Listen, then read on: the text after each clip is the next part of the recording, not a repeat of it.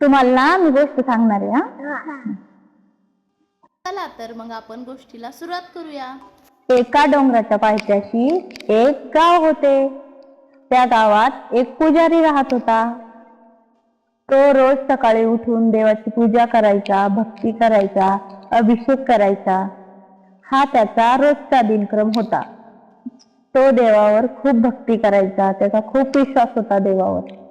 यामुळे गावातले लोक त्याच्या श्रद्धेचा खूप मान राखत होते. एके दिवशी काय झालं, गावात खूप मुसळधार पाऊस चालू झाला.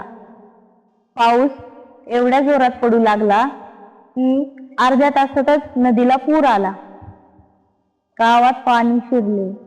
पाणी वाढत असल्याचे पाहून गावातील एक तरुण धावत पुजाऱ्याकडे आला आणि म्हणाला, आपण सुरक्षित अशा ठिकाणी जाऊ. यावर पुजारी शांतपणे हसला आणि म्हणाला, बाळा, तू माझी काळजी करू नकोस. मी ह्या देवाची आयुष्यभर पूजा केली आहे. त्यामुळे मला पूर्ण विश्वास आहे की हा देव मला नक्की वाचवेल. आणि तो तरुण तिथून निघून गेला. काही वेळातच पाणी पुजाऱ्याच्या कमरेपर्यंत आले. तरी सुद्धा पुजारी मंदिरातच उभं राहून देवाचे नामस्मरण करत उभे राहिले. आता मात्र पाणी भरपूर वाढले होते. तेवढ्यात तेथे एक नाव आली. त्यातील लोक पुजाऱ्याला म्हणाले, महाराज, आम्ही तुम्हाला न्यायला आलो आहे, तुम्ही आमच्या बरोबर चला. तरीही पुजारी आपला हट्ट सोडायला तयार नव्हता आणि म्हणाला, बाळांनो, तुम्ही काळजी करू नका, माझा देव समर्थ आहे. आणि ते लोक तिथून हताश होऊन निघून गेले. आता पाणी कळसापर्यंत पोहोचले होते आणि पुजारी कळसावरती जाऊन बसला होता.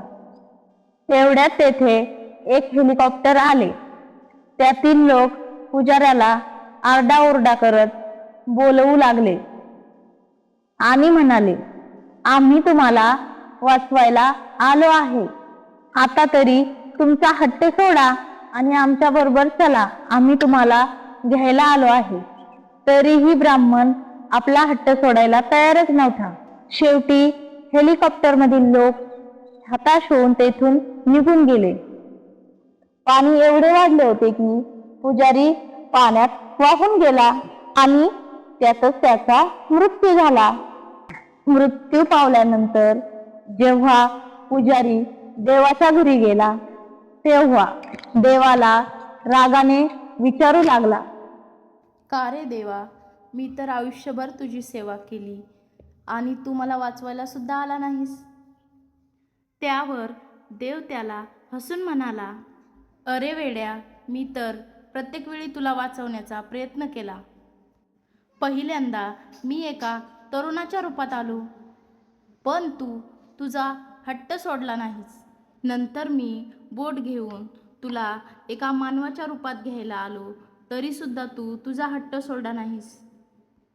जेव्हा पाणी वाढले तेव्हा मी हेलिकॉप्टर घेऊन आलो, तरी सुद्धा तू ऐकलं नाहीस.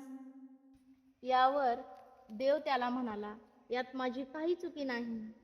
तात्पर्य, संकटाच्या वेळी देव स्वतः येत नसतो, तर तो कोणाच्या ना कोणाच्या रूपात मदत पाठवत असतो. संधी शोधणे आणि प्रयत्न करणे हे आपले कर्तव्य आहे. प्रयत्नाती परमेश्वर हेच खरे सत्य आहे.